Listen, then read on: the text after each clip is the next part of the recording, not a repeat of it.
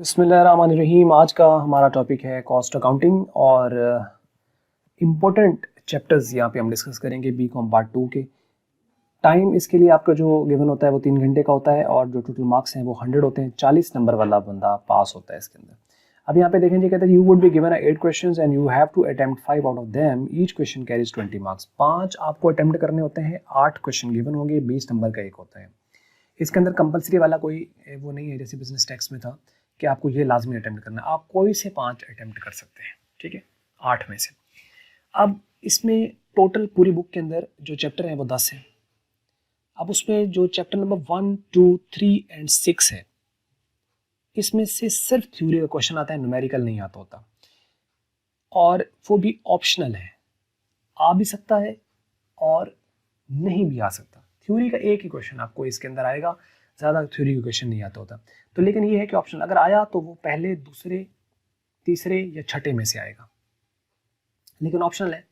Compulsory नहीं है कि कंपलसरी आपको थ्योरी का क्वेश्चन आना है। बाज़ दफ़ा सारे के सारे न्यूमेरिकल आते होते हैं, लेकिन देयर इज अ चांस के ये आ सकता है। लेकिन अब ये थ्योरी पढ़नी पहले, दूसरे, तीसरे और छठे चैप्टर की, ये अगर आप पढ़ेंगे तो ऑब्वियसली आपको फिर आगे थोड़ा कॉन्सेप्ट क्लियर हो जाता है अकाउंटिंग, कॉस्ट अकाउंटिंग के बारे में, क्योंकि ये डिफरेंट है। फाइनेंशियल अकाउंटिंग से ये टोटली डिफरेंट है। ये कॉस्ट पे फोकस करती है, वो तो ओवरऑल प्रोडक्ट्स की सेल परचेज के ऊपर वो बात करती थी।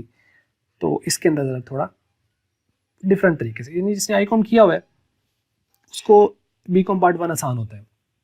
जिसने आई.कॉम नहीं किया उसके लिए बी.कॉम पार्ट 1 भी मुश्किल होगा और पार्ट 2 तो खैर बहुत ही मुश्किल होना है।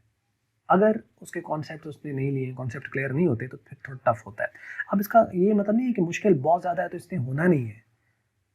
कराने वाला कोई बंदा हो और करने वाला कोई बंदा हो तो दैट्स ओके, फिर हो सकती है चीज़, ठीक है। अच्छा टीचर मिल जाना, अच्छी बुक मिल जाना, अच्छी गाइडलाइन मिलना और अच्छी आप उसके लिए प्रिपरेशन खुद भी करें तो चीज़ें हो जाती हैं और फिर इंटरेस्ट भी बन जाता है। फिर बंदा कहता है कि नहीं, इसी के अंदर मुझे ये मास्टर्स करना है, फिर ये पीएचडी वगैरह, ये ऐसे ही शौक पैदा होते हैं। जिस चीज़ की समझ ना आए तो उसमें आगे एमफिल पीएचडी में क्या जाना है।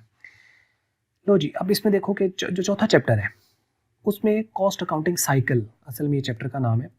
इसमें से आपको जर्नल एंट्रीज पूछी जाती हैं, जर्नल एंट्री कॉस्ट अकाउंटिंग की, लेकिन ये भी ऑप्शनल है। इसमें से भी शायद आए शायद ना आए। इसका मतलब पहला चैप्टर, दूसरा चैप्टर, तीसरा चैप्टर, चौथा चैप्टर और छठा चैप्टर, पांचवें के अलावा जो मिड पे है, उस पांचवें के अलावा ये जो आपके 5 चैप्टर हैं, 4 ये और ये 5, इसका 50% तो ऑप्शनल में निकल गया। इसका मतलब पीछे कॉस्ट अकाउंटिंग का जो सिलेबस है वो आधी किताब ऑप्शनल में, हम चले जिनको टोटल छोड़ देते हैं। फॉर एग्जाम्पल हम कहते हैं छोड़ दें, बस इसको पढ़ लिया, रफली सा पढ़ लिया तो दैट्स आइडिया ले लिया थोड़ा सा, ओके हो गया। अब अगले जो चैप्टर्स है ना उसमें 5वां, 7वां, 8वां, 9वां और 10वां असल ये चैप्टर्स हैं, जिसमें अगर कहा जाए कि कॉस्ट अकाउंटिंग का कोर सब्जेक्ट कौन सा है, सबसे इंपॉर्टेंट सब्जेक्ट कौन सा है, तो वो ये 5वां चैप्टर है, सबसे अहम तरीन। इसमें से एक क्वेश्चन तो मस्ट आना है, लाजमी। 2 क्वेश्चन आपको गुड चांस होता है आ सकते हैं, लेकिन 3 भी आ सकते हैं, क्योंकि 2016 अगर आप पेपर देखें ना तो उसमें 3 क्वेश्चन आए हुए हैं इसके अंदर।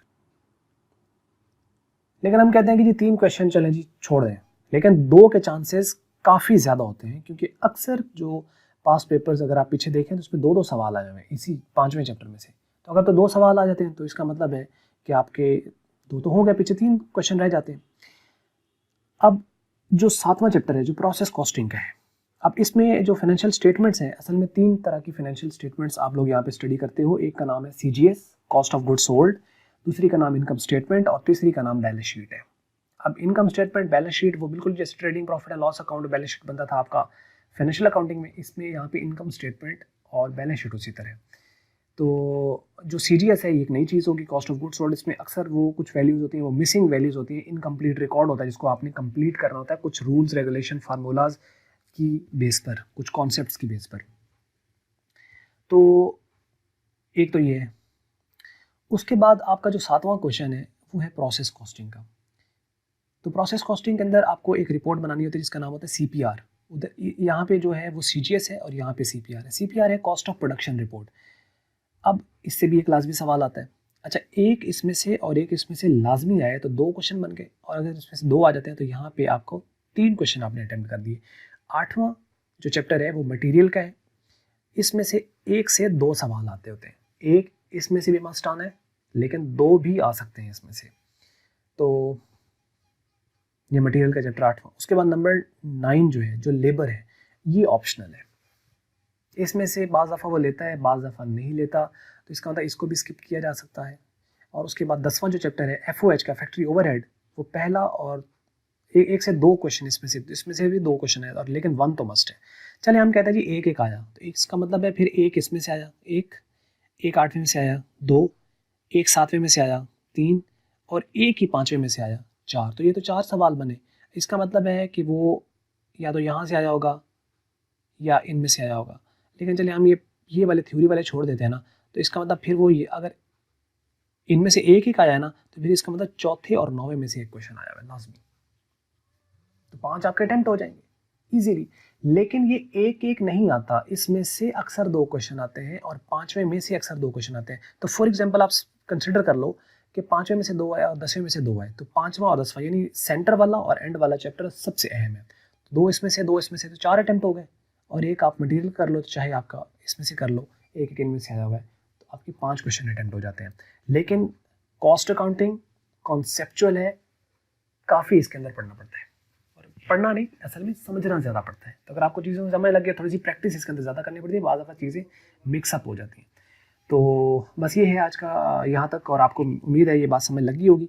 और रिकमेंडेड जो बुक है वो cost accounting by Suhail Afzal, Azeem academy की, यही ज़्यादा पढ़ाई जाती है, तो इसी को आपने फोकस करना है। बस ये थी आज की वीडियो, और आपको अच्छी लगी तो उसको आप लाइक कर सकते हैं, अच्छी नहीं लगी तो उसको कर सकते हैं आप डिसलाइक। और वीडियो देखने के लिए आपका हमेशा की तरह बहुत बहुत शुक्रिया।